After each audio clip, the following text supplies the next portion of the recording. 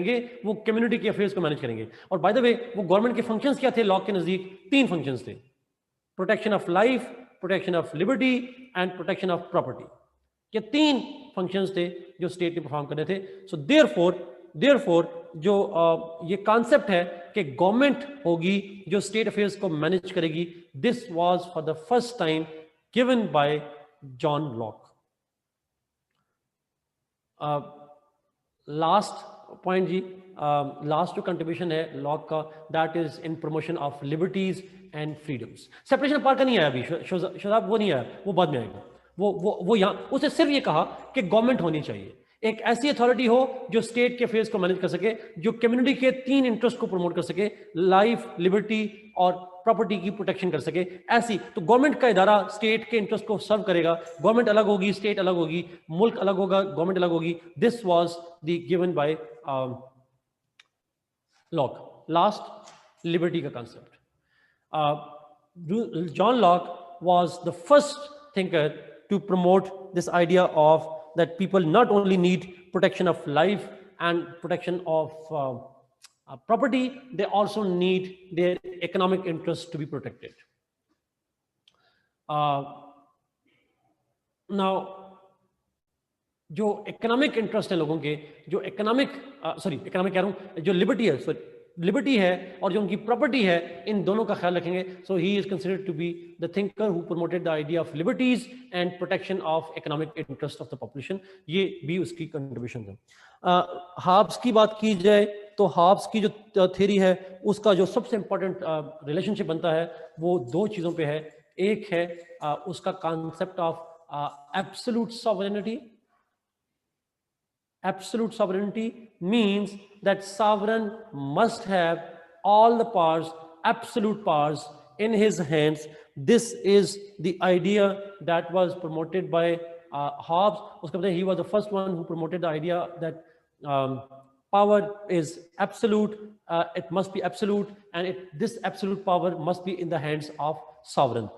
तो ये सॉवरेनिटी का एक कैरेक्टरिस्टिक्स है जो मॉडर्न दौर में हम पढ़ते हैं कि सॉवरेनिटी टोटल होती है, कंप्लीट होती है, एब्सोल्युटली होती है, और वो किसी एक के हाथ में होती है, किसी भी इंस्टीट्यूशन के किसी के हाथ में। हाब्स ने वो सॉवरेन पावर दे दी मोनार्क को, किंग को, लेकिन सॉवरेन होता है, ये concept of sovereign was given by halves.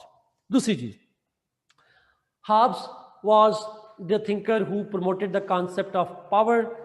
उसने कहा था दैट जो पावर है that is the only way through which the fear can end. अगर आप देखें उसकी दफा मैकियावेली की दफा, तो मैकियावेली ने भी पावर की बात की थी, but Hobbes also added this point that the power concept जो है that is significant in a state.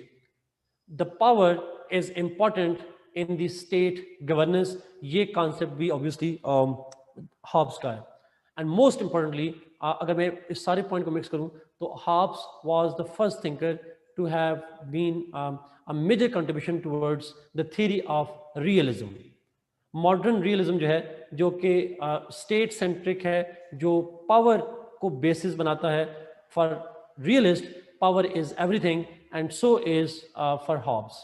So Hobbes की थ्योरी को हम पावर पॉलिटिक्स की थ्योरी कहते हैं, उसकी थ्योरी को हम रियलिज्म की थ्योरी कहते हैं, बिकॉज रियलिज्म भी बेस करता है पावर के ऊपर, और हाब्स की थ्योरी भी पावर, बिकॉज हाब्स के नजदीक पावर इसलिए चाहिए, देयर इज फियर और देयर इज एनार्की। उसके ज़माने में एनार्की थी, फियर था, तो उसको कंट्रोल करने के लिए उसने कहा कि पावर होनी चाहिए बादशाह के पास। पावर बेस्ड थ्योरी है उसकी। ये मॉडर्न दौर में रियलिज्म भी ऐसा ही कहता है। लास्ट पॉइंट रियलिज्म का ही पॉइंट है। हाब्स ने कहा था man by nature is selfish and bad. Modern realist theory also, जो आईआर की थ्योरी है, it also says the same thing ji, that man by nature is selfish and bad. So Hobbes की theory realism के sense में, power politics के sense में, realism के sense में, in the sense that human nature के sense में, दोनों सेंस में वो रियलिज्म की थ्योरी को कंट्रीब्यूट करता है। और पहले 2 पॉइंट मैंने बताए थे that he was the first one who talked about the absolute sovereignty principle. Sovereignty must be absolute, and he was the one who said that power is an important ingredient of the state. तो ये कोई major contributions हैं इनके हवाले से, same as realism की theory के साथ। This is all from my side जी। पूरे 7 बजे हैं, so I am open to 29 minutes of questions. Realism, REALISM, realism. I am open to questions. Break नहीं लेनी, क्वेश्चन आंसर होंगे तो खुद ही ब्रेक हो जाती है. जरा चैट पढ़ी कर दीजिएगा.